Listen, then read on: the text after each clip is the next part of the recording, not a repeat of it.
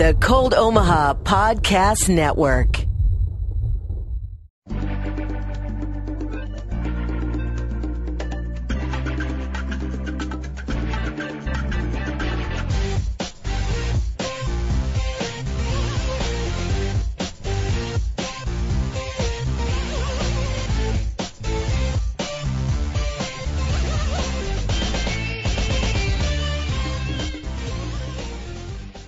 Hello and welcome to Procedurally Generated. I'm Henry Bell, and joining me today is Brandon Bowling. Brandon, how's it going? I'm doing great. How you doing, man? I'm doing good. It's been kind of a weird week for gaming for me, just because there's been a fair number of releases that I'm somewhat interested in, but almost all of them are for consoles that I don't own or stuff that I want to let you vet before I touch. But we'll talk some more about that shortly here. I did want to touch on what we're going to be covering for the news this week. We had a fair amount of it, actually, which is nice coming off of last week's, completely barren wasteland of news. And we're going to be covering The Witcher's upcoming Netflix series, which is pretty interesting, a new season in For Honor and the new updates that have come with it, the pulling of Alan Wake from digital stores, the Hearthstone qualifiers being played in a modern tavern, and a whole lot more. But before all that, we want to get things started as usual with what we've been playing this week. There was one big release that all of us know about, I'm sure, Injustice 2, but I know that neither of us have had a chance to check it out yet. For me, because it's not on PC, and for Brandon, because he doesn't want to spend the coin. Well, it's more like I really, really, really suck at fighting games. Sure. Well, and to be fair, you did purchase some other stuff we'll be talking about soon, so I can understand why you might hold off. But what I have done is I took a long, hard look at the mobile version because I'm desperate and also because I love comic books. Is it good? It's interesting. So if you've played really any fighting game on on mobile, they're pretty much the same. Generally, they have a very large roster of heroes that all have fairly similar combos and then 2 to 3 special moves unique to that character. It works well enough. One thing I definitely want to compliment is the cutscenes look incredible. Even the app is Unreal 4 powered, which is kind of funny. And the combat is fine. It looks fine for a mobile fighting game. It's kind of hard to judge graphics on mobile just because they're so variable. But the cutscenes are really good looking, and I will say I'm playing the story mode, and it feels like it's maybe the same cutscenes from the actual full game. I can't say for sure because I haven't played the full thing, but they're really high-quality CG cutscenes with really, really good, facial animations, solid voice acting. I was actually pretty impressed. I was expecting to just get, low-quality in-engine cutscenes on the mobile app, but no, it feels like it's compressed video, which is pretty cool. Besides that, though, combo system's a bit simplistic, and DC has done this thing that they do with all of their mobile games that drives me mad, which is just ridiculously high prices and microtransactions for unlocking heroes. To give you an example... How much are we talking here? What's that?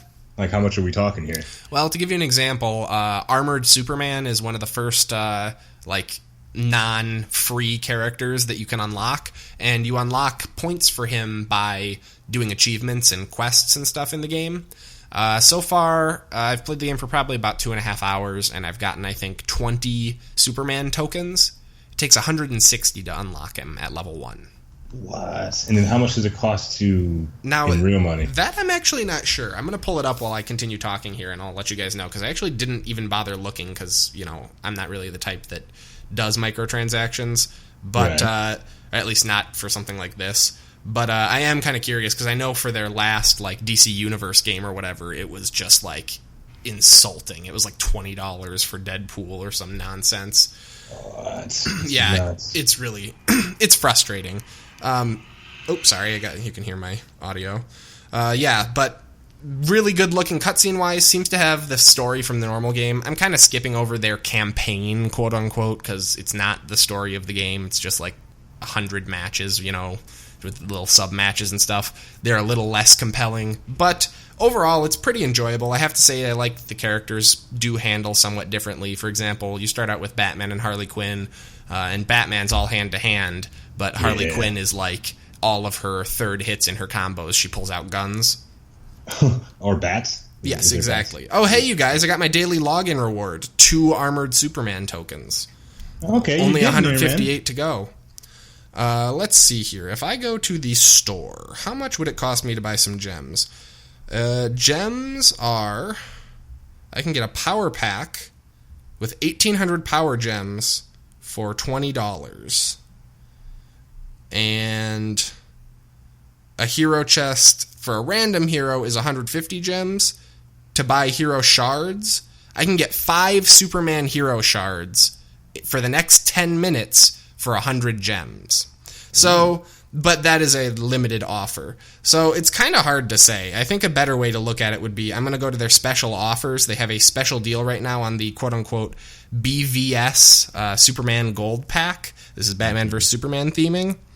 It comes with the Batman vs. Superman character and an outfit for him, and then 2,000 gems for $45.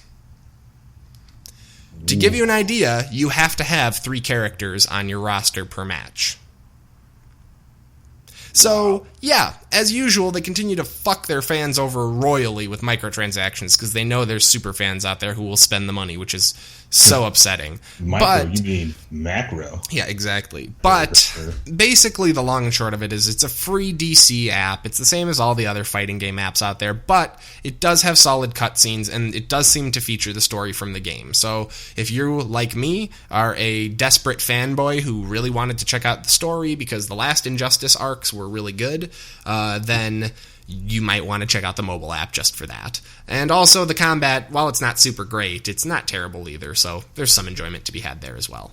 Unfortunately, that's all I really have to say about Injustice 2 Mobile. It's pretty shitty, and I wouldn't highly recommend it, but again, it does have the story, and it has some pretty nice cutscenes. But yeah, Brandon, why don't you tell us about something you've played this week? Yeah, so I jumped back into some racing, and I got back into Forza Horizon 3. I think last week a new DLC launched, which is simply called Forza Horizon 3 Hot Wheels DLC. And what? Yeah, I haven't touched Hot Wheels in like 20 years, man. So I was like, oh, this seems interesting. And Hot Wheels DLC? That sounds amazing. That sounds like something I'd actually like in a Forza game. Yeah, because initially I was kind of like, okay, that sounds pretty cool. This is part of their season pass expansion, which I think is actually $40 right now on the Microsoft Store. I don't really know how much it is on the Xbox console. But it came with the Winter Wonderland, and this is the Hot Wheels DLC. So I think there's only 2 coming out. But so at first I thought it was going to be kind of like Grand Theft Auto. You know how they had like the crazy map pack for the tricks and for the cars and stuff. Yeah, it's a very recent one, and I was like, oh, okay, well that was all right. So I boot this up, and oh my god. Oh my gosh. So the whole purpose this time is that the whole party thing that you're doing in this game, which is this awesome like racing party, has gotten to such extreme levels that they're like, okay, we're going to build a Hot Wheels track on an island. And it is so outrageous that they say in the game, so we did this. Just have an open mind. That's amazing.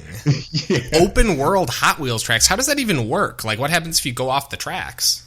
So I'll get to that in a moment. So you start the game off, and every intro that they have in the game, they always start you with they give you a rolling start. So you get to just get a bit of an exploration of the content. Like every DLC, like first mission kind of thing? Yeah, they Gotcha. did it in the vanilla and in the first DLC. So okay. You start off on this track, right? And you're racing in this like hot rodded Hot Wheels car, which looks like something I bought in the 90s. Nice. So that was super dope. It even had flames on it. I was totally psyched. So you're driving, and then you realize that you're on this orange track like that looks exactly like the Hot Wheels track. Oh, that's so good. Like it looks like it's made of plastic. That's which fantastic. makes it super cool, except like really big. And yeah, I'm looking up pictures, and this is amazing. Yeah. As you're racing, they're building the track, and it even has like the acceleration rollers, and they even have little spinny things on the end, except they're smoking. So these are like giant generators with like rollers on the ground that just boost you forward super fast. That's so sweet. Yeah, this looks awesome. These huge loops and stuff. Yeah, and the craziest part above all is that it is open world, which I didn't think was possible. I'm still not clear on how it's possible.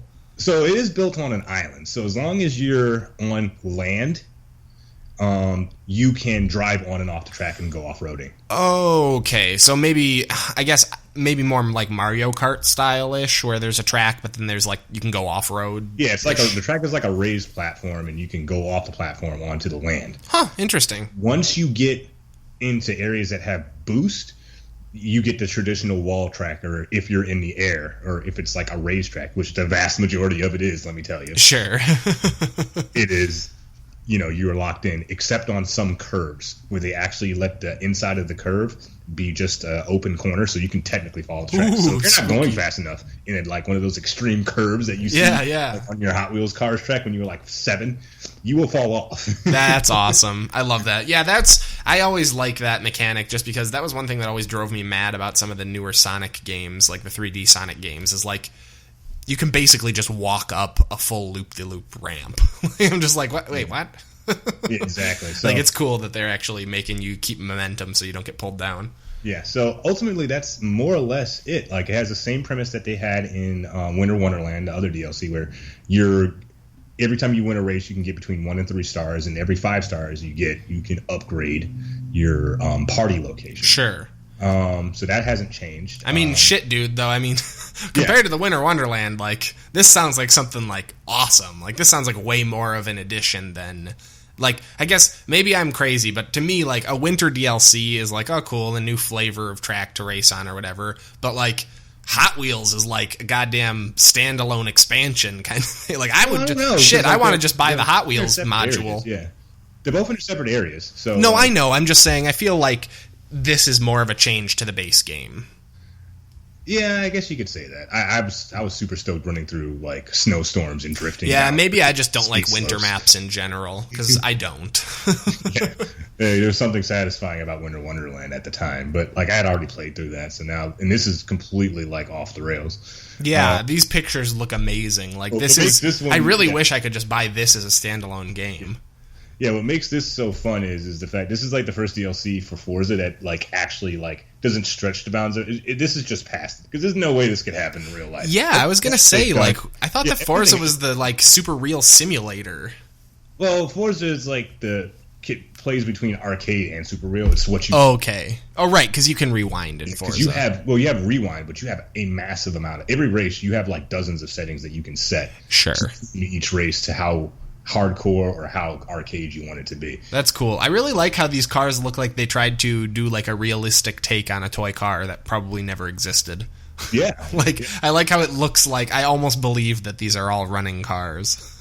Well, yeah, they really do look like it. Like the first car that I got, it looks like a Hot Wheels car, but when you go inside, you realize it's just a frame, and you're just in a giant roll cage. Right. It looks like a Hot Wheels car. That's great. It's like the cars are within the realm of like imagination, but like the track is beyond. Like, there's no way on God's green earth this could happen. Like on a roller coaster, yeah, sure. It'd be so good though.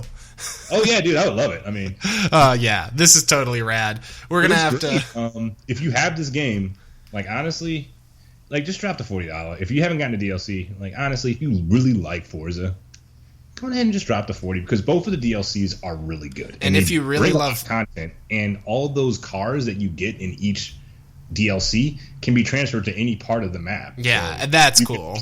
You can race these Hot Wheel cars down a ski slope in Winter Wonderland, or drive through the desert or the jungle in the vanilla. I was just going to say, too, like, even if you aren't a big fan of Forza, if you're a big Hot Wheels fan, you should look up video and screenshots of this, because this may be something you would buy the game for. Like, it looks really cool. I don't know how big of a module it is or how many cars it adds or whatever, but it seems like it's a pretty hefty addition. Mm-hmm. Yeah, so each level, every time you level up your base, you do get a new car.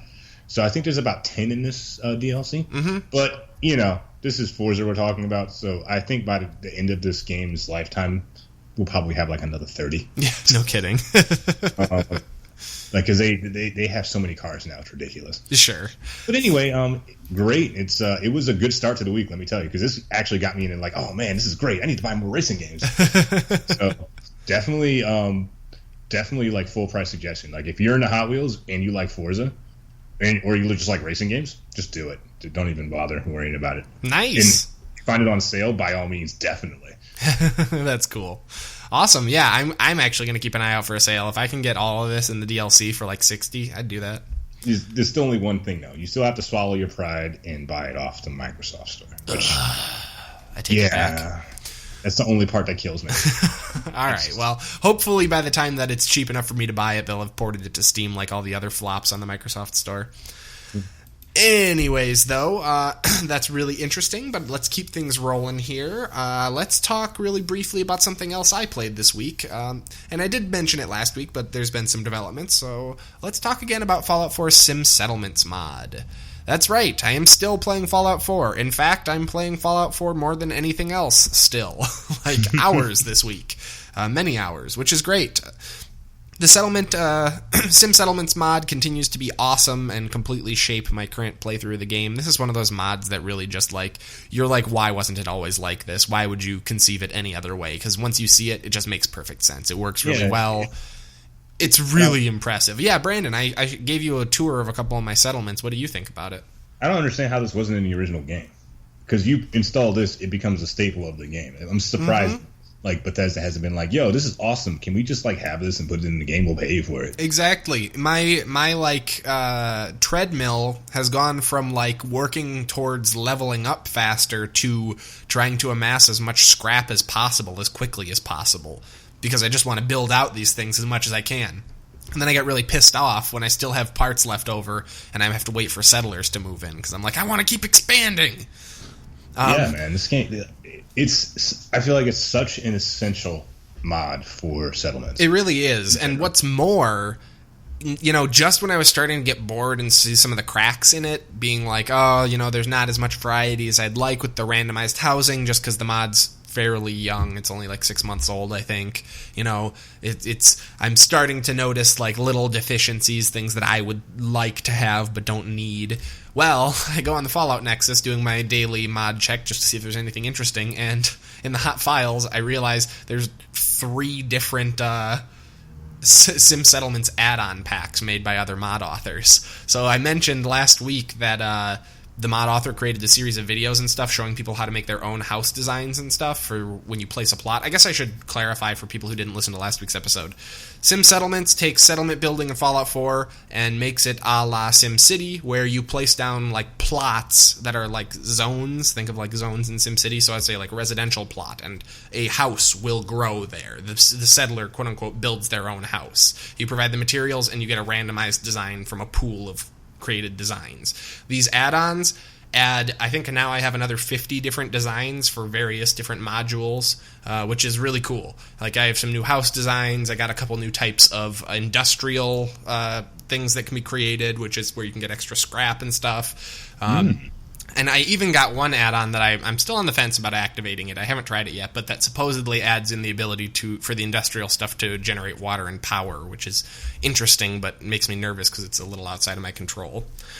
But yeah, overall, I mean, I'm just having a total blast with it. There's not a whole lot of new updates besides that I'm just telling you guys, like, seriously, if you are interested in modding, this is a great mod that's a game changer. It's easy to use and really, really, really makes settlement building a lot more enjoyable, especially with the little things like the fact that by default, you can turn this off, but by default, your settlement can't upgrade more, like, no building in your settlement can upgrade more than 1 level since the last time you visited, so it keeps you coming back too.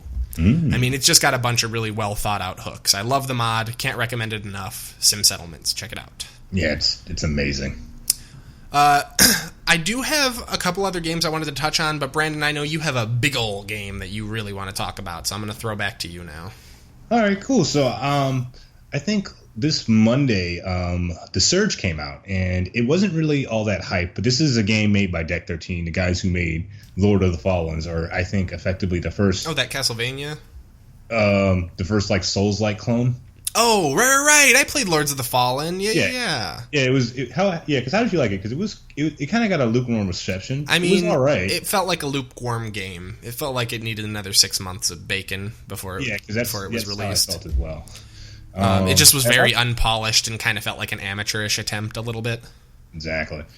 So this is their second game they're coming out with, which is The Surge. And The Surge is effectively a Souls-like game that has a sci-fi finish to it. So let's just get into just a quick expose of it. So the game is set in a dystopian future where 3M company, SpaceX, and pick any random Silicon Valley tech firm, like, got merged into this, like, giga corporation.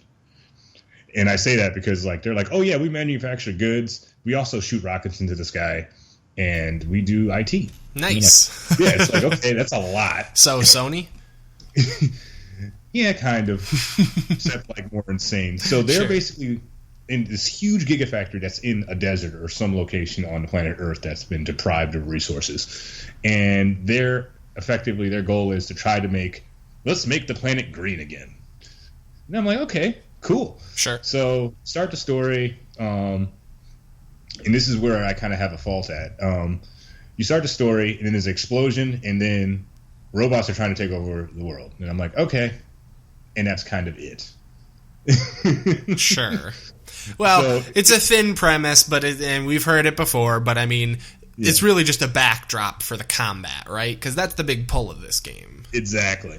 So the big sell of this game that really gets it good is the combat, and it's your character, whose name is Warren, is effectively like wearing a exosuit rig, which is, if you've watched Day After Tomorrow or any like DARPA video talking about like new robotic suits that help you augment your power. Hell yeah, exoskeleton, son. Yeah, so you get that, and you get to customize this to how you see fit, along with another system called implants to basically fight your way through this factory, this giant gigafactory.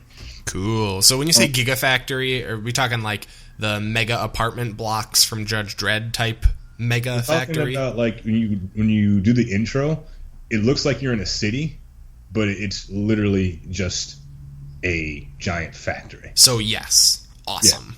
Yeah, it's super big. It's a multi-tiered complex, and it's super interesting. It has its own like slums and everything like that. That's cool. Super interesting. It's a little. I initially thought it was a little samey, but once you start running through the different areas, there is a variation to it. But it still is a factory. I can see people getting sick of it because you're going to spend a lot of time like in any Souls or Souls-like game grinding.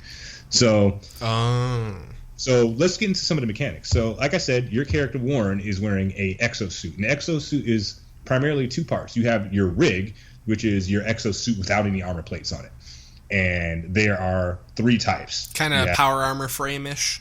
Yeah, it's like the power armor without the armor. Yeah, the frame. So it's just the frame. So there's three types that you can get that allow you to customize it different types of ways. You have the engineer one, which is what you start with, and then there's two other ones that you can get which allow you to insert more implants or like modifiers into your system to cater your fight style. Sure. And then you have your armor types. Now your armor types, which are called exo rigs, fall into three classes. You have operator, which is the lightest class. This is the one I showed you the other day, the red one. Yeah. And then you have the Goliath, which is the biggest class. That was that yellow part that I showed you. Hell yeah. So the Goliath looks like a fucking space marine, and was it engineer, did you say? There's operator. Sorry, operator looks like, I don't even know. The operator just looks like you're wearing some very light, engineering style assistive technologies. It looks like you're unarmored rig with a couple of highlights and some lights strapped onto it. But and then you have your middle ground, which is your sentinel, which is kind of like your jack. Sure. It has a specific niche, but it might be more implant based in how you've upgraded your character. Sure. So you can the armor comes in 5 types: arms, legs, chest, and head. If you have a full matching set, you get a bonus. And there are about like 8 different types of armors that fit into these 3 classes. So do you get set bonuses based on the class or on the set? On the set. So if you have a full set of heavy armor, your bonus is that you get to do you get increased impact damage when you have a damage modifier activated. Nice. And can you mix and match like which types of heavy armor you have? Because I assume it's not just like there's one set of heavy armor. Nope. Since you have all those parts, you can mix and match as you see fit. So you can literally have all 3 types. That's not quite armor. what I meant. What I meant was, I'm assuming that within like heavy armor, there's multiple sets of heavy armor. Yeah. And so, sets. Can you mix and match those sets and still get the heavy armor bonus? You can mix and match everything. So you can have a Goliath leg, a Sentinel arm, but then you don't get operator chest But plate. then you don't get the bonus. I'm asking if you can keep the bonus if you have. No, you can't keep the bonus. Only if you have a full set. Okay, never mind. I'm just gonna move on. You're misunderstanding me, but that's okay. What do you mean? Like No. Let's just move on, man. Let's just move on. So continue. Yeah. So you can mix and match however you see fit. If you have a full set of any type, you can keep the bonus. So like you have like Goliath A armor, you have Goliath A bonus. Nice. So that's kind of how it works. But you're also encouraged to swap out because each unit or each type, like your armor might have like a specific like thing that you want. It might consume less power but make you more agile, but you have less health. Sure. Things like that. So there's a lot of customization there. And then the second thing is your modifiers. Your modifiers are like they're called implants, and they range from everything from like health injectables, so like your potions is now an implant. So if you have multiple slots depending on what type of rig you're wearing. Does it work like an Estus flask where it's like a renewable like set of 5 or whatever? Yeah. Nice. So I like that system. Yeah, and the nice thing is that you can have multiple in there. So let's say you have you have the health potion implant. If you have 6 slots and enough power to power those, you can have 6 slots of health potions, which means that you have in each each one has like 3 uses. So you can have 3, 6, 9, 12, 15, 18. I mean, that's pretty Soulsy, isn't it? Because in Dark Souls, can't you get like 4 Estus flasks or something insane? Yeah, so you can do that. I wouldn't suggest it though, because then you're missing out on other buffs. Yeah, like your health. Like sure. In order to increase your health, you have to have an implant, which is called like Vitals implant, which allows you to increase your health, and it scales with your power. Nice. Another thing I should note too is that there's versions of these. So, say version 1 of the health implant gives you 20% health, but the version 4 is the highest version, gives you like 80%.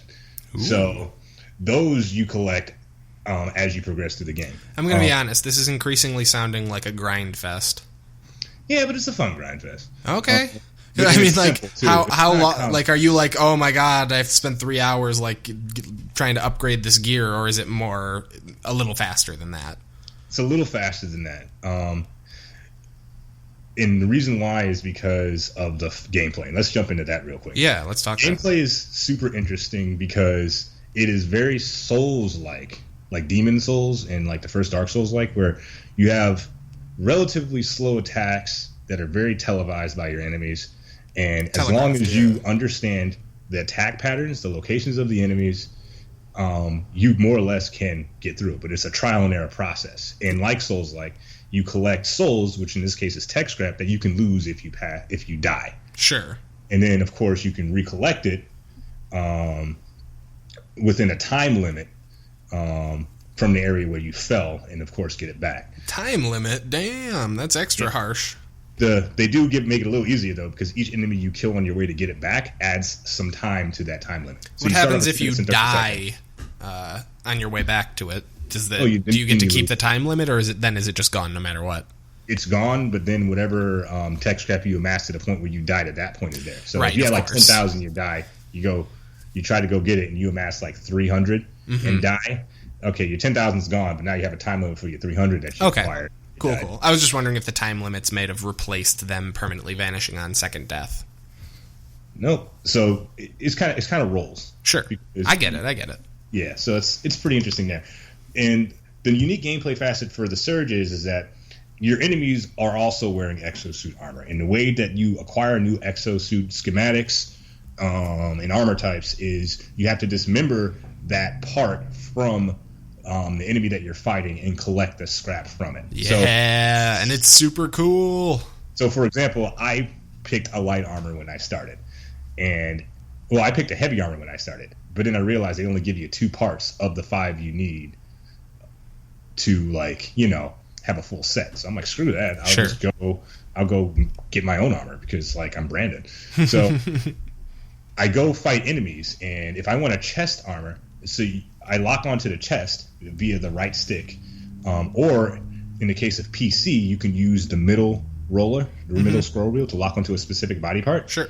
And then hammer on that until I get a execution notice. And then I hold for the execution, and then I'll execute him and rip that part out of his body. Which is dope. And it's worth noting, too, there's a weird, like, ballet-like grace to the combat in this. Like, you're saying, like, you rip it out, but, like, really, from what I've seen in practice, it's more like you glide across the floor and then, like, elegantly chop off an arm. Like, it depends. Like, my favorite one is, like, you have, like, the single edge, you have, like, a sword weapon where you'll elegantly chop it off, and then you get a big hammer where you just kind of slap him in the face and just grind it off. Oh, that's dope. Okay, cool. So yeah. It's super interesting there.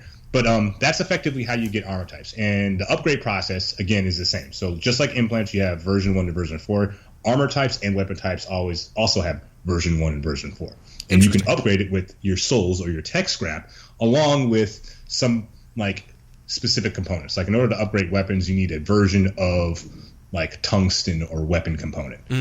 X number of that. The nice part is that it's super easy to get. So say, I need more weapon parts. Dismember the body part that has a weapon attached to it, and you'll get weapon parts. Nice. Oh, I need this schematic for said weapon. Rip off the body part with the weapon on it. I like that. Now I have the schematic and tungsten parts. Craft the thing. Oh, wait, I need more tech scrap. Kill more people. Yeah. So it's really easy, and it feels like every time you kill an enemy or go through go through a grind path, it feels like you have a lot of control as to what you get, and you always get scrap. And the best part is, the longer you are going through that jaunt, you have a modifier that increases the scrap you get the more scrap you get. So if you have 10,000 scrap, you might have a modifier that's like, now you get like 2%, you get 1.5% more scrap. Sure. 3% more scrap for each kill, which I freaking find awesome. And then on top of that, you can also bank the scrap at, like, your operator facility, or basically like the lanterns in Bloodborne or the campfires in Souls. Sure. And you can bank it, which I think is nice.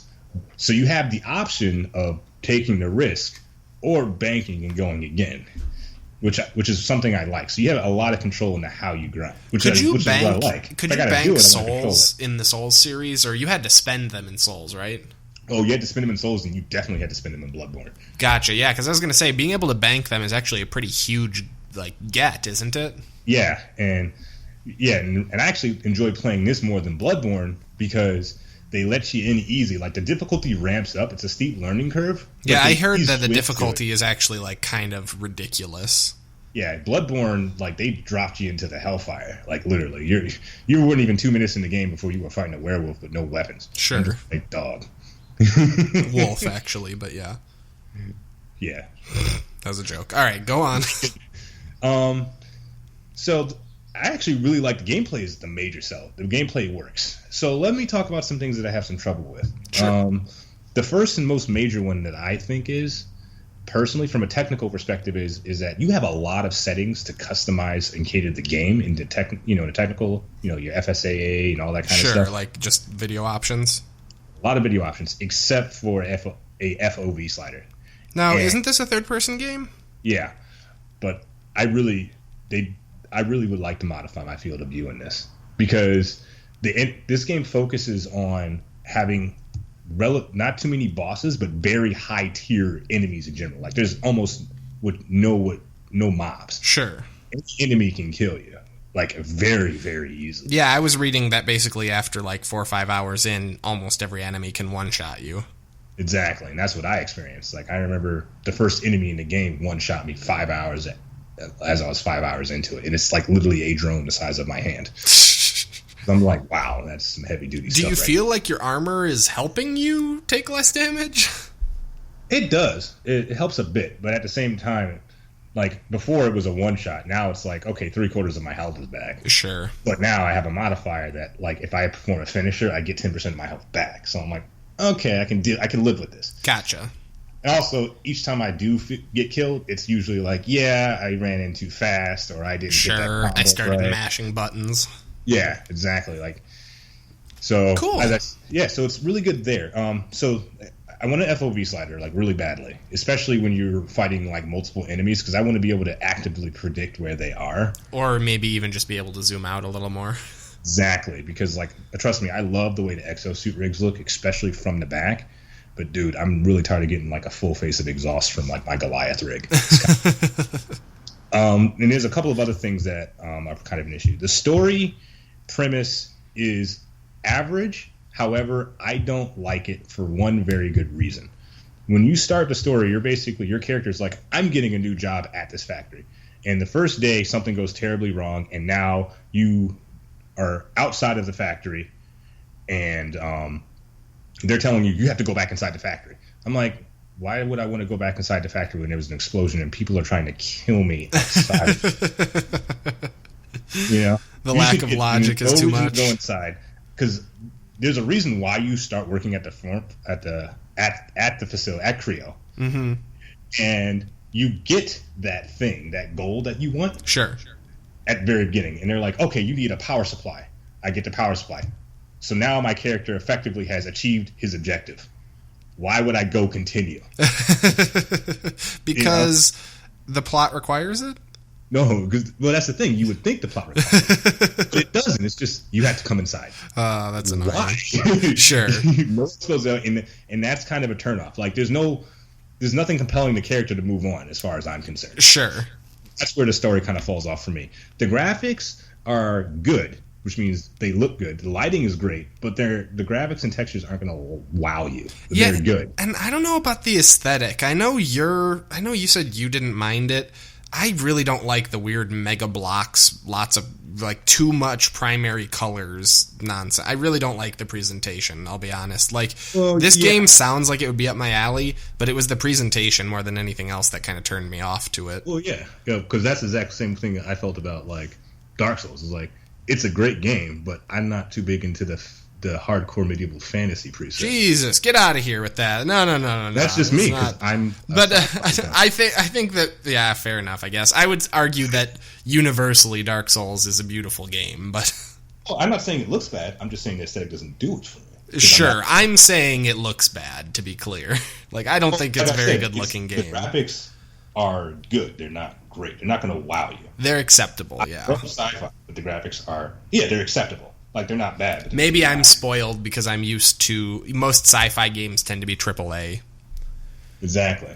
So, and then as for the factory aesthetic, it looks like a factory, and that is good because it's relatively immersive. Because I'm in engineering, so it looks like a facility I've gone to. Sure. But at the same time, facilities aren't designed to be aesthetically pleasing. So the one thing I do like about Souls, even though I'm not too big into the fantasy vibe, is that you get some awesome ass set pieces. Sure. The first time you walk out into the city and you have that Victorian style and the moon and the castle and you can see the district in the background.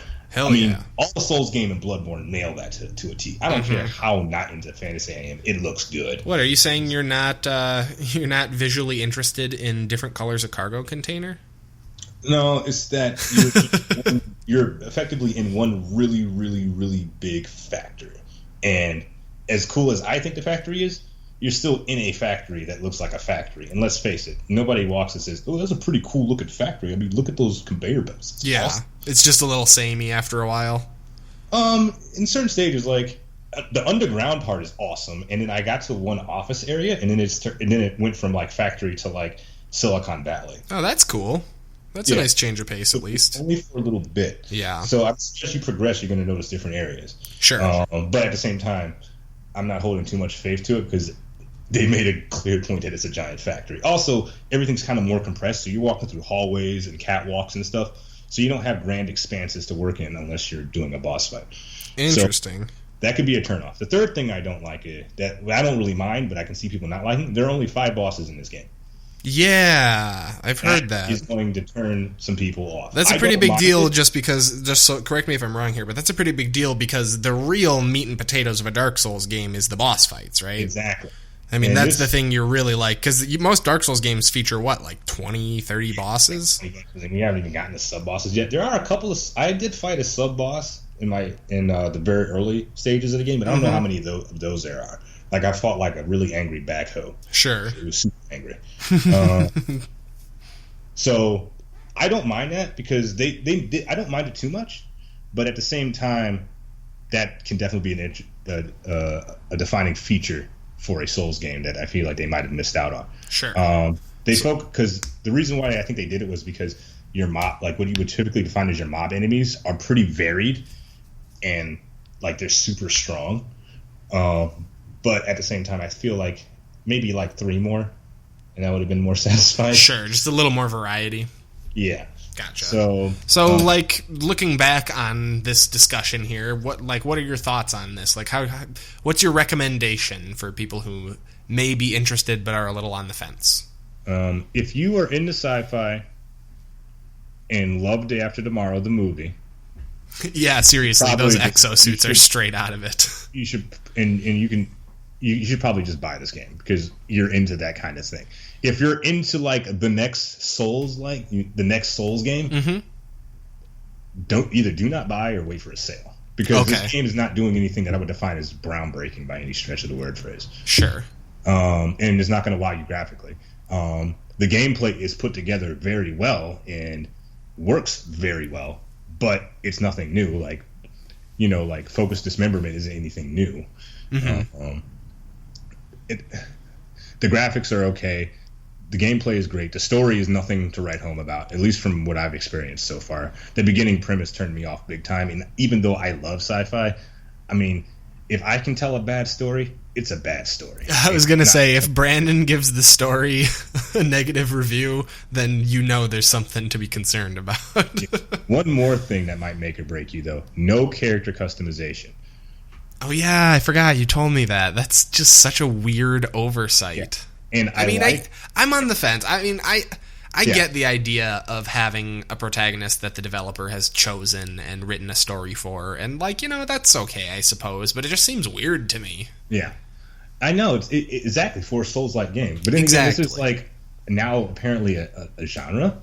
So this is like this. These are the growing pains that a genre has. You're gonna have a bunch of basically clones. Some of them are going to be competent, some are not, but a lot of these companies that are developers that are trying to make, flesh out this genre are going to have to go through these growing pains. Sure. And I think that ultimately, closing out of this review per se, is that this game is a competent start into it. I mean, it's not the next Souls game, but they are showing that they are experimenting with both premise and, to an extent, the gameplay.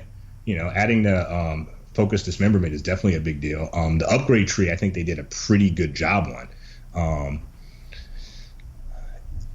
It's a good start. I feel like it's a pretty good start. It's not the strongest start I would have wanted, but it's a good start, because this could have been trash, like absolute trash. And what you're saying is it's maybe not a perfect game, maybe not on par with Dark Souls, but not a bad game either.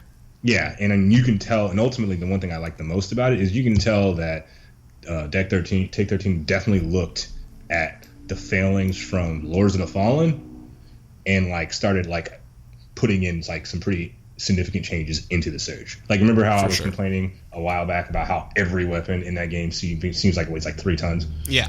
Yeah, in this game, initially I thought it was going to be the same way, and there were weapons that looked like... Yeah, there are definitely some big-ass weapons. But then again, I got this thing called the Butterfly, which is a twin rigged weapon, so it's 2 blades attached to your arm, and I swear to God, I dim mocked somebody. I'm pretty sure that's literally what I'm looking at right now. I was just about to comment on. I see some really cool punch blades. Yeah, dude, straight up did a dim mock. He was like, da da da da da da. It's that's cool. You just dim mock in a Dark Souls game? Nice. I didn't realize I was playing Sleeping Dogs here, but I'll take it. Awesome. Well, yeah. Thanks for giving your thoughts on it. I guess we'll check in next week to see if it's still holding your interest, or if you get broken in by the story in the meantime. I want to make one more comment. Right. I did fight and destroy my first boss, and the bosses do feel very Dark Soulsy so far. And I love the reward I got, because I have, and this is where they got a little creative, I have a blade that acts like a hammer and says obey on the side of it. And I'm like, I don't know what's happening anymore. All the references to all the things from the early 90s/2000s. It's just funny because you always stag. I love it because you can always stagger your enemies, and I love doing charge trades with enemies in this game, because usually if you do that, you both trade health, and you don't want to trade health in this game. But rather this time I'm trading stamina for his health. And it's so funny when you're just running at each other at top speed, and it's really quick actually, and you just see him just crumple under this massive blade that acts like a hammer. It's just hilarious. That's and I just sweet. see it over him, and it's just obey. I'm like, oh, I like it. I want more. And that's the ultimate thing about this game that's weird, is it's not a great game. It's a competent game, dare I say good, but man, is it fun to play. Nice. And that's what I'm going to close out on. So I'm not going to make any major suggestions. Just go with that and, watch some video, and then if you like it, go for it. The one good thing about looking at this game is that you don't have to worry about spoilers because the story isn't really there. There you go. Awesome. Well, I have two more games I want to touch on really quick here before we take our break. So let's just buzz through those real fast. One was Knights of Pen and Paper 2. This is another mobile game. This one normally costs money, I'm pretty sure. It's also available on Steam. However, I was able to get it free on the Android store. I think it was a temporary promotion. I played the first Knights of Pen and Paper and their +1 Game of the Year edition, which was a lot of fun. It was kind of half-baked at the time. They're turn-based RPGs, and the premise is that you are a group of friends playing D&D against the AI, which is the Dungeon Master. It's the turn-based combat is literally 4 dudes cosplaying sitting at a table, which is pretty fun. It's very simple, but plays well. Overall, I definitely enjoy it, and I like the variety of classes, but it has a huge... I don't know if this was a design flaw or what that drives me crazy about it. So the game has DLC, which is fine. That's fine. The DLC costs money. That's fine. You can also buy the DLC for in-game currency. That's great. I love that. And it's not even that expensive. If you play a couple hours of the game, you can buy all the DLC, which I did. I like that concept. That's the first time I've heard that. Yeah, especially reasonably priced. That's the weirdest thing about it. So I got all the DLC, and the DLC includes several additional classes that you can play as. Mm-hmm. The only problem is you have to start over with those classes. And so I had to literally create a new file and start over trying out some of the new classes I'd unlocked, like the Mentalist and the Druid, which was fine, I guess, but it was pretty fucking annoying. So the catch-22 is that if you like the game and play the game, the DLC is effectively free. You're only paying for it in terms of time to get more characters to flesh out your squad, per se. Yes. The only problem is that you can't apply those new characters from the new DLCs that you've gotten into your current set. You have to start a new game. As far as I can tell, yes. Or you can delete characters and replace them, which I'm not going to do. Okay, and that's so, catch-22, man. Yeah, and it's worth noting, too, the number of people that can be on your team is a little lower than the first one. I'm pretty sure the first one you could have up to 7 people in your team. This one is 5, which it works well enough, but it's a little bit of a bummer is all. It's also kind of compounded by the fact that all the DLC, they add basically another 10 levels of content to the end of the game. So I think it originally ended at level 15 or 20, and now you can go up to level 45 or something. But the problem is, it's a total catch-22 where you're well, I guess I'm going to start over so I can try the new classes, but then I have to beat the game to get to the DLC content that also gave me these new classes. That is kind of rough. Yeah, exactly. Is it possible for you to play and then unlock all the DLC and then start a new game and still have access to the full game and all the DLC? I want to be. That's one thing I wasn't clear about. All of the character classes you unlock, as well as all the DLC, are game wide. They're not save file restricted. Right. You're unlocking permanent upgrades for the game. So when you do start the new file, you can play as the new classes right off the bat, and the DLC's all unlocked. You just have to get to it. Oh, okay. Yeah. But anyways, Knights of Pen and Paper 2, pretty good. If you can get it still for free on Android, I'd pick it up. If it's less than $5, I'd still consider picking it up. And then last but not least, I played some more Prey. It got even better. There's a bunch more twists. I'm really having a lot of fun with it, though admittedly I am still playing Fallout 4 a fair bit more. I have every intention of finishing Prey all the way through, though, because of some of the more recent twists, and I've hit a couple of very clear diverging paths that I'm excited to see what the fallout could be. And that's really all I want to say about Prey, because it's a really hard game to talk about. Yeah, no, I've gotten it through, too, and at this point, I feel like I'm going to go through every month of the year. I'll just leave it at that. There you go. You might get that reference. You get that reference? Yes, I get your reference. Yes. All right. So, anyways, though, that pretty much does it for what we've been playing this week. We're going to take a quick break here, but don't go anywhere because we're going to be right back with the news. And we're back. All right, let's jump right into the news here because we actually have quite a bit to cover this week, which is exciting. Nice change. First up, we have maybe the first Netflix series that I'm genuinely excited about outside of the Marvel ones, which is pretty great. The Witcher is being turned into an English language Netflix show, which is pretty crazy. It's really neat. They're actually working, rather than basing it off of the games, they're actually working with the author of the books, and he is going to be like sitting in with them while they're working on it, I guess, which is really cool. There's not a whole lot to say. It's really mostly an announcement, but this is something that I'm very potentially excited about. To be honest, I haven't really read any of the Witcher books, but I've heard that they're very similar to the games, like especially like Geralt's character and stuff, which is what matters the most. Exactly. So, I'm super excited that they went with the author of the books. Yeah, I both am and am not. He seems I'm not sure if I like the author or not. He seems kind of like a tool. Like, but at the same time, like, because remember, this is the guy who screwed himself out of royalties for the Witcher series and just wanted a flat rate when they first bought the license for it from him for the games. And like, I don't know, he's always been really salty about it ever since. And so I just am not sure if I like the guy or not. But I am excited. I mean, he's the one who created this world we all love so much. So I have faith that this is going to be pretty great. I'm excited, especially just to see, goddamn, do I want to see Netflix's attempt at Geralt's outfit. Like, shit, it's gonna look so cool. Yeah, no, man. So much chainmail. I'm into it. There's not, like I said, it's just an announcement, not a ton of news or specifics regarding it, but we'll be sure to cover it as the release date approaches. Next up, we have the Humble Bundle this week, is totally something I wanted to highlight. This week is the Humble Indie Bundle number 18, and features quite a few pretty solid titles. For the first tier, you can get Ziggurat, Windward, and SteamWorld Heist. I can speak to Ziggurat and SteamWorld Heist, both. They are really fun games. Ziggurat is a first-person shooter roguelike where you play as a wizard and you collect different wands and staffs as you move through the game, and as is typical in roguelikes, when you die, you're dead and have to start from the beginning, but there are progression unlocks that you can get the further you get and with different items that you collect during your runs.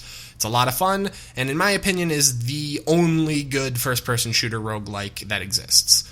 So I would definitely recommend that. SteamWorld Heist is it's a new SteamWorld game. It's like an RPG. It's got combat. To be honest, I haven't actually played this one. I played SteamWorld Dig more, but it seems to be a Worms-like 2D action RPG of sorts, where you are, lining up shots and planning it all out, and then everything happens. You know what I mean? Mm-hmm. Seems pretty cool, and I know it's gotten very good reviews. Also, in the next tier up, we got Kentucky Route Zero, really popular indie game. We got Beholder, which I'm actually not familiar with. It is kind of looks sort of insider-ish. And then, of course, Goat Simulator, Game of the Year Edition, or I don't know what their parody. Goatee Edition. Yeah, exactly. But that's all of the DLC, which is, if you're like a mobile fan of the Goat Simulator games, that's all of the mobile games are part of the main game on PC. So that's every Goat Simulator thing. And then also, the final tier has Owlboy, which was a weird title that got a lot of attention, but not a ton of success. It's a very cool Super Nintendo-inspired side-scrolling action platformer where you play as an owl boy who is kind of half owl, half boy, and you can fly around and you collect different friends, and your friends have different attacks and stuff they can use and different ways they can solve puzzles. It's a very cute game, and it's been described as having the best done pixel art ever. Maybe not right up my alley, but definitely something you should check out the art for and stuff and see if it's something you're interested in. And the highest tier is only $13, which is really not too bad. So check that out if you're interested in kind of fleshing out your Steam library a little bit with some indie titles. Speaking of indie titles, although not anymore, I suppose, we have some Minecraft news. This is kind of funny. I actually watched this story as it developed on Reddit. But basically, there was some controversy because the most recent Minecraft patch introduced parrots as a tameable pet. So for those who don't know, you can tame different animals in Minecraft. As far as I know, the only ones besides parrots are wolves can be tamed into dogs, and then ocelots can be tamed into like house cats. Now, presumably, birds can be tamed into parrots. However, there was some controversy about this because the way that you breed different animals in the game so that they can produce their resources or whatever is you give them a food that is considered like their favorite food. So for chickens, you feed them seeds. For, horses, you feed them hay, etc. For birds, for parrots, they chose chocolate chip cookies because it's an item that's basically useless in the game. And as it turns out, chocolate is super poisonous to birds. And this is a pretty big deal because remember that the average age of like a Minecraft player is probably like 8. So there's probably a lot of people there could have been a lot of potential fallout of that decision. And so there was a Reddit thread that got made this week that got like 37,000 upvotes saying like, hey guys, like I know this is just a game, but let's be smart about this. And the Minecraft creative director Jens Bergensten said that if Minecraft does have any effect on a child's behavior, we want it to be positive, so we're going to change the item used to breed parrots before the update is released. So, cool, good on Minecraft devs, good on Reddit for catching that, because seriously, that would have been a news story, I promise you. That's a good catch. It's hilarious. Yeah, I don't know, maybe I was looking at it from my perspective, but when I first read about it, I was like, wait, what? Come on, nobody feeds chocolate to birds. And then I thought about it because one of my coworkers' kids plays Minecraft and she's like 9. And I'm like, oh, yeah. Yeah. You kind of see it. Exactly. It's more about next time you go over to grandma's, you don't want to give the bird a chocolate chip cookie. Well, I had to look back because I remember I thought I could hatch chicks out of like store-bought eggs. So yes, children are ignorant. Yeah, so I had to check myself for just a moment. I mean, it's kind of comical, but I can definitely I can see this being the right decision in the long run. Yeah, definitely. Next up, we have some interesting news. Some more changes have come out to Steam, which is kind of cool. This is part of Valve's push to sort of try and clean up the store page, and in this case, to continue their campaign against quote-unquote fake games.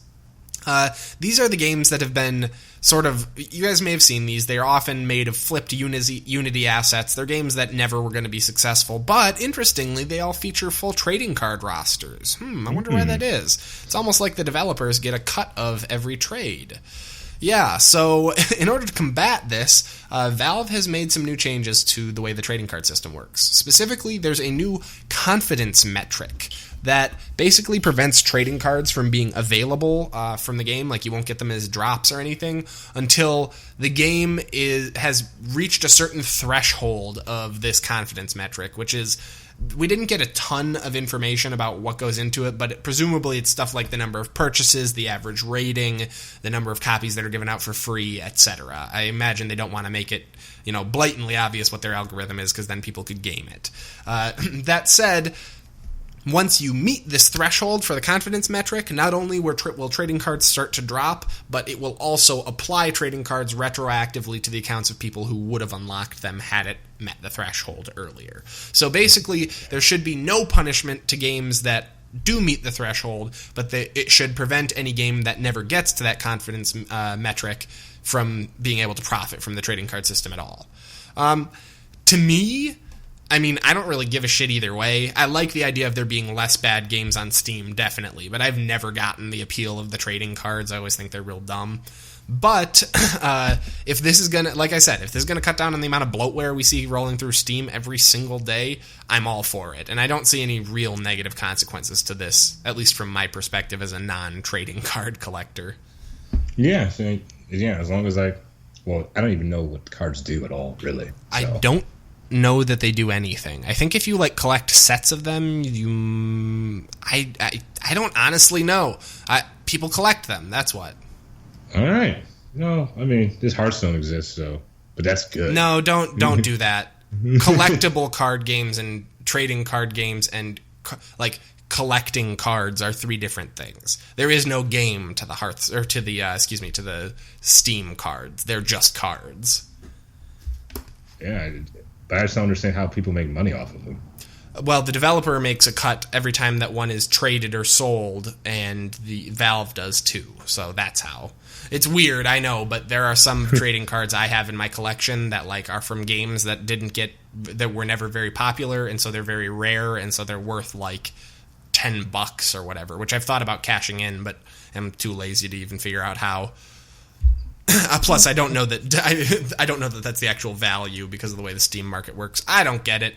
It's weird, but if you are a trading card collector, just be aware that if you are the kind of guy who buys a game specifically because you think it'll be easy to farm the cards really quick, just be aware that if it has not met the confidence metric, you may not get those cards. Overall, seems like a reasonable change to me. Next up, we have something that I actually kind of touched on already, but wanted to highlight, which is, god damn, does Injustice 2 have really, really, really good motion capture.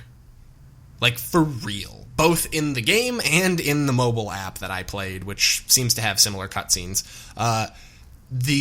We've reached peak Uncanny Valley, you guys. It's too much, almost. Like, the faces aren't quite there yet in terms of, like, how the eyes look and, like, the way that the muscles all animate, but the mouths in particular are goddamn incredible. For Christ's sake, you can basically lip read in this game, which is really impressive. I mean, coming off of the back of Mass Effect Andromeda, I'm seriously impressed with the quality of the motion capture in this game. Yeah, did you see some of the video that I sent over? Like, yeah, it's actually kind of weird nuts. because I'm looking at it, the base looks amazing, but then the hair is like, yeah, it's almost like they're not motion capturing the hair. No, that's the thing that gets me. That's kind of weird. It's like you have this amazing facial animation, yeah, but then like nothing, like, you know, the hair, which is also kind of a part of it too, just isn't quite there. That's where the Uncanny Valley comes in, you know. Yeah, it's like it's kind of like you have like a dope. It's like going to a fast food restaurant getting like the most dope hamburger ever, and then the fries are like lukewarm. Not crunchy enough. Hey, listen. Coming off of fucking Andromeda, I don't even want to hear it. All right, at least they're not bug-eyed monsters. That I'm seeing right here. It's like the burger is great, but the fries, which is like a necessary like object when you have like a burger and fries. The fries are like kind of chewy, and not as hot. That's how I feel about it. I'd say still though, overall presentation is like very, very solid. I wouldn't say that like the hair does look good still. It just doesn't look as good. Exactly, and that's kind of where if you're going to scale that up so far, I mean, I just want to make sure that you're not like scaring people away from this recommendation. Is that the meat? Well, you got to remember the hamburger is the meat, so the meat is amazing. Listen, some people like fries, okay, Brandon? I like fries too, but I'm not going to buy a game for hair physics. Yeah, well, sometimes I eat the fries and save the burger for later. So there. You eat that burger, and if the burger ain't solid, you're going to be disappointed with your purchase. Hey, man, cold fries are the worst punishment in the world. Exactly. Anyways, but yeah, Injustice 2 has some pretty awesome motion capture. I recommend checking it out. Again, if you're on the fence about the game and their addition of like microtransactions and stuff to the to the console title, then maybe look at some video, see if it looks like it's up your alley. If the story's good, I'll be happy. Yeah, I'm interested to see if they kept the same mantra in terms of the fighting style, which I think is like those chain attacks that they do. I'm sure they will. I mean, it's Mortal Kombat style. This is by NetherRealms again, so. Okay, yeah, so. Yeah, don't break something that works, I guess. Exactly. Next up, we have some news for Honor. As I mentioned in the intro, the new season is going to be starting very soon here. And, it's kind of interesting. It's featuring a bunch of new content. Specifically, it's going to have 2 new maps, which is a pretty big deal, as well as 2 new classes, which is kind of weird, but also a very big deal. So the way this works, and I don't quite follow the reasoning here, but the way this works is the Vikings won the first season. They did those faction wars that we talked about previously, where the Vikings, the Knights, and the Shinobi all faced off against each other, or rather, the Samurai, all faced off against each other, and it turns out in the last waning hours of the night, the Vikings were able to take the victory, which, it's worth noting, is a little concerning considering this is like a 3-month-long event and only the last few hours seem to decide the winner, but whatever. Because the Vikings won, the 2 new classes are for the non-Viking factions, which I do not understand the reasoning on. And there is not a new Viking class yet. So they're adding in the Centurion to the Knights, as well as the Shinobi to the Samurai. No new Viking class yet. However, I guess this is supposed to be some kind of consolation. This is kind of weird to me, though, because for winning the faction battle, you got like 3 crates. Then second place got 2 crates. Then last place got 1 crate. But then, who the fuck cares about crates when you're getting new classes for your faction? Like, fucking the victor should get like exclusive access to the new class for a month or something. Exactly. I think like, I don't give a shit about their loot crates. Yeah, what they should have done, I think, was give the Vikings a new faction, have like an interim month or 2 where people can try them out and play them, and then do the next tournament per se. Yeah, exactly. I don't know, whatever. Anyways, though, we're seeing 2 new classes, which is cool, but to be perfectly honest, it's not going to make the difference for me. I haven't touched For Honor since I talked about it on the show. I haven't really even thought about reinstalling it. It was sitting on my Uplay for ages, and then I recently was clearing out some space for more recordings and was just like, God damn, this is just a waste of time. I'm not even going to bother. It's just such a shame. That game, I feel like that game had so much potential, but between the ridiculous like disconnection issues and the fact that I feel like their implementation of the premise was flawed, like the way that they actually did the matches, it's just a shame. I don't think I'll be going back to For Honor. Yeah, it struck my interest for a bit, but then I kind of lost out of it because I realized that the story was an extended tutorial. So I was like, yeah. I beat the campaign, and as much as I wanted to like it, I'll probably never go back and play the campaign again. We'll see if I ever do the multiplayer. Maybe if they make some substantial changes. I'm less interested in new maps, more interested in new game modes. So show me some really cool new game modes, or rework the primary game mode that is such a disappointment, and maybe I will come back. So. Or you could, get rid of this peer-to-peer stuff that they're doing. Yeah, that would help too. Give me some goddamn dedicated servers. It's not that hard. Ugh. Anyways, For Honor aside, there is other news to talk about, thank goodness.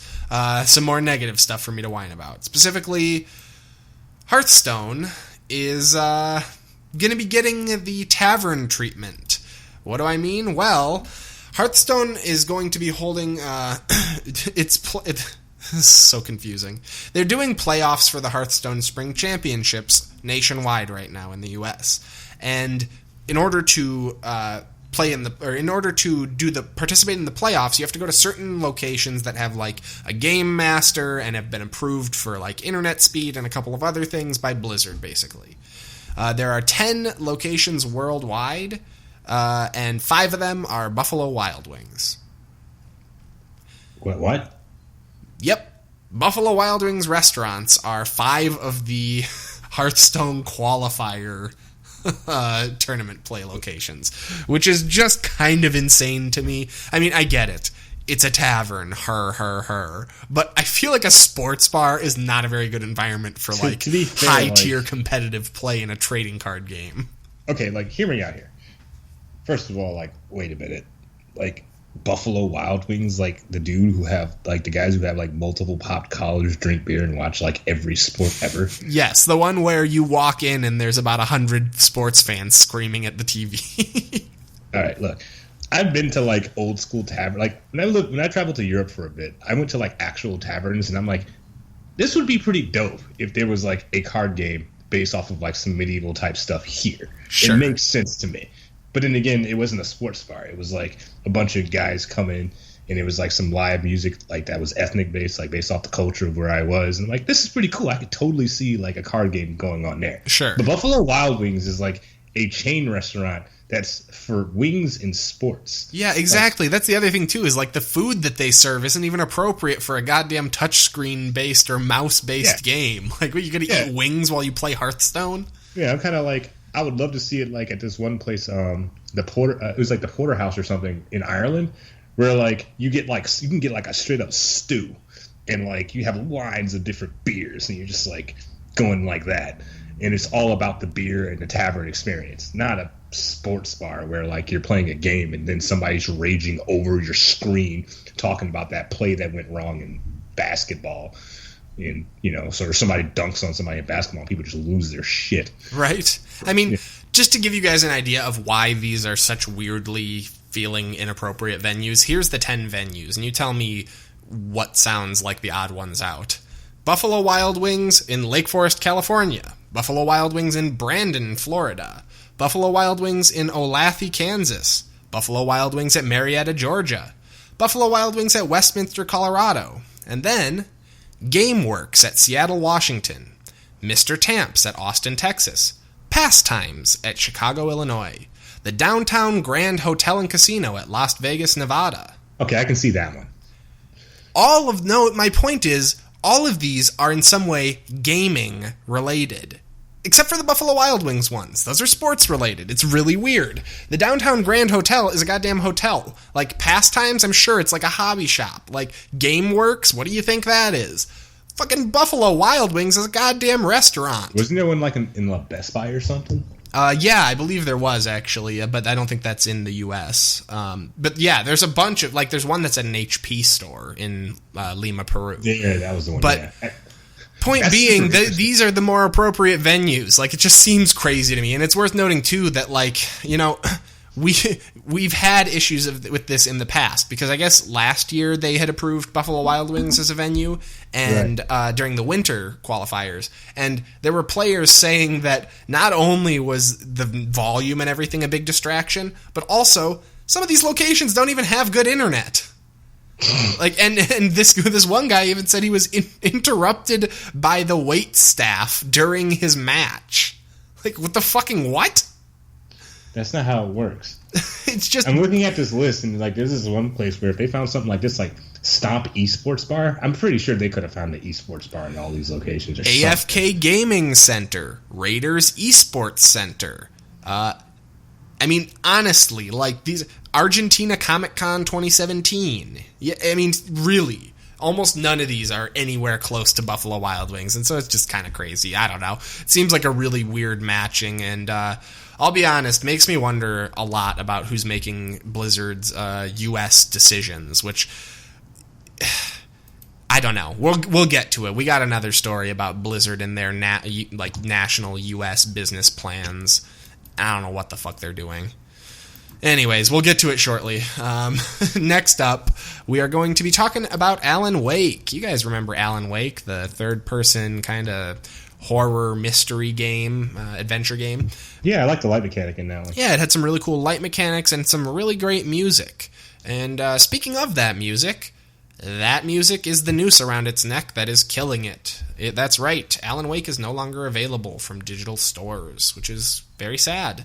It's because of a music licensing deal that they had. They licensed the game's music for 7 years because it features songs from like David Bowie and Depeche Mode.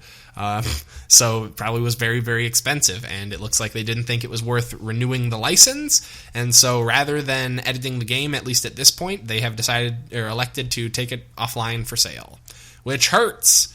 They did run a sale last week, which I totally missed out on. Where it was 90% off, which is very cool, but it's just shitty, and it just is, you know, this is why game preservation and stuff like that is so important. This is why we talk about stuff like the Nintendo PlayStation being restored, even though there's no games for it, because gaming history is something that is very there and gone, and so if you don't own a physical copy of this game, and like you can, I'm pretty sure if you already own it, you'll be able to re-download it, but you're basically out of luck if you wanted to get like a new copy of it legally, which is just it's just a shame. Like, it's just another weird reality of digital distribution of games, because I promise you, if this was a physical copy, they wouldn't be pulling the physical copy off store shelves. Yeah, I agree, man. The irony for me is that I actually own this game on the Microsoft Store, but I can't download it on my computer because it's one of those older games that does not follow the Xbox Play Anywhere plan. It's just a bummer. damn shame. And my Xbox can run it, but my Xbox runs like a jet engine at this point. You can't even hear the Depeche Mode over the... Yeah, so I'm just like, man. But I've seen...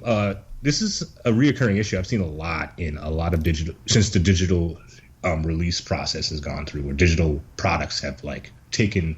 The digital age. Yeah, it's just... This is one of the reasons why I have like that really strong spot for physical copies. That's why you see me with my huge stacks. Like, if I buy a console game, I'm buying physical. I'm never buying digital. Definitely. If I wasn't such an impatient American, I would totally buy physical copies myself, but it's just so convenient being able to just click and download. Yeah, because you remember me. I'll go out rain or shine. Like, when...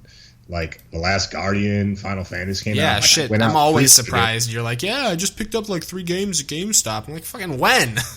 Yeah, I was like, I'll go and pre-order. And I don't even have a car out here, so I'll go pre-order. And then I'll go a week later and then pick it up. Right. Like, I want my damn copy. That's hilarious.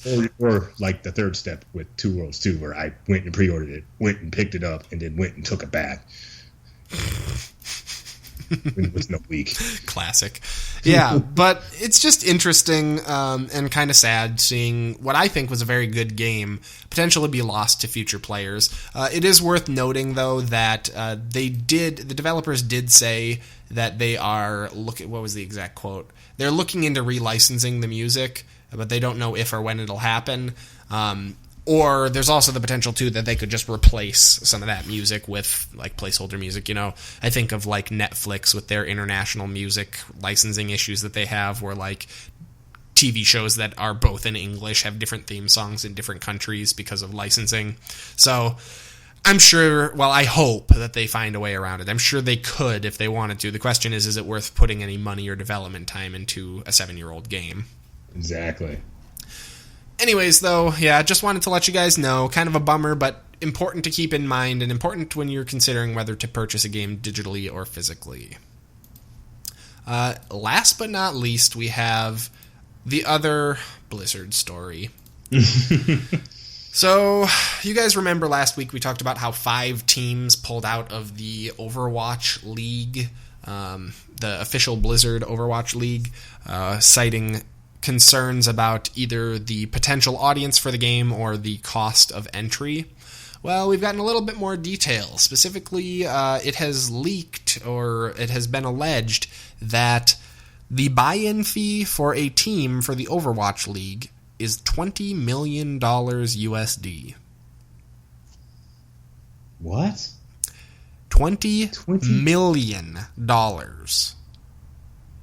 That is the franchise fee. It seems insane. People are saying, according to this source, it does vary. Like, it can go as low as like 15 million in some less major locations, but it can also go higher. So, what? So that's the median? Yeah. And to give you an idea of if this is a reasonable buy-in price, League of Legends League Championship Series, their big tournament that we often talk about because it has the biggest prize pools in the world, their buy-in is 1.8 million. Seems more reasonable, doesn't it? Yeah, but like there's a gap there that's like real big. What, you mean like $19 million? Yeah. Yeah, funny that. It's completely outrageous. And interestingly... I'm having trouble formulating thoughts because that number is just mind-boggling. Exactly. Also, apparently, Blizzard is not very open to negotiation, according to sources. It's very weird to me, too, because Overwatch is not really it's not an esport. I'm sorry. Like, Overwatch is not that fun to watch. It suffers from what all first-person shooters do. There's nothing to focus on. Like, everything is happening all the time at once, and it's really no particular thing tends to be that interesting. First-person shooters, to me, lend themselves much more to a highlight reel than to live play-by-play. It's just odd to me, considering Overwatch doesn't even have spectator tools. Like, what the fuck? Like, it's just weird. Yeah, I don't get it. Didn't they say they were working on spectator tools or something? Yeah, but they're already taking $20 million buy-ins. Like, for fuck's sake. Priorities? Yeah, seriously. I mean, it's very confusing. There's rumors now, too, that the launch of the league may be delayed. There's concerns about them not bringing in like actual esports teams, that they're really only trying to court like professional sports team owners, which would make sense considering the ridiculously high buy-in price. Mark Cuban's going to be able to afford $20 million a hell of a lot easier than Axiom Esports or whatever.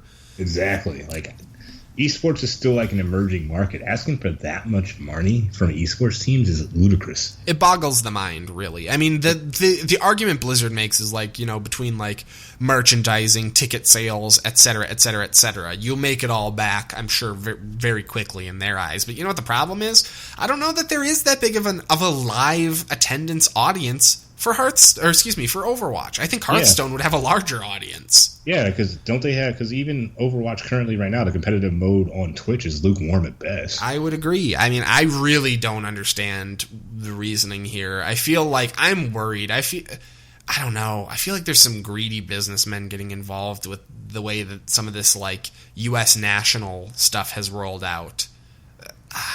It just leaves me with a really sour taste in my mouth. Like this Buffalo Wild Wings thing too. It just reeks of like, they paid us more, or they like came to us because they wanted us to advertise Buffalo Wild Wings. Like, don't try and tell me that Buffalo Wild Wings is the location because you thought it was a good fit. Buffalo Wild Wings is the fucking location because they probably paid you to choose that location. Exactly. It just smells corporate. Yeah, it smells like a sponsorship, and I'm not really fucking... I don't like that smell. It doesn't smell like wings. Well, here's the thing. Sponsorships are fine and dandy, but establish it first before you start, like... Well, and you don't sponsor a game. You sponsor a team or a player. Exactly. Like, fuck sponsoring the game. You don't see fucking... And this is baseball, brought to you by Target. Like, no, you get Target Field, sure. You might have Target ads on the field, sure. But what you don't have is a fucking baseball game in the middle of a Target. I'm imagining that. I mean, it's just fucking stupid. I don't get it. It's weird to me. Anyways, I wanted to touch on this. I think it's ridiculous. I'm kind of bummed out that Tom wasn't here this week just because I really wanted to hear him weigh in, specifically on the figures. So, keep your minds open about this one. I'm probably going to want to bring it back up just so we can get Tom's thoughts on it. I'm also intrigued to see how this pans out.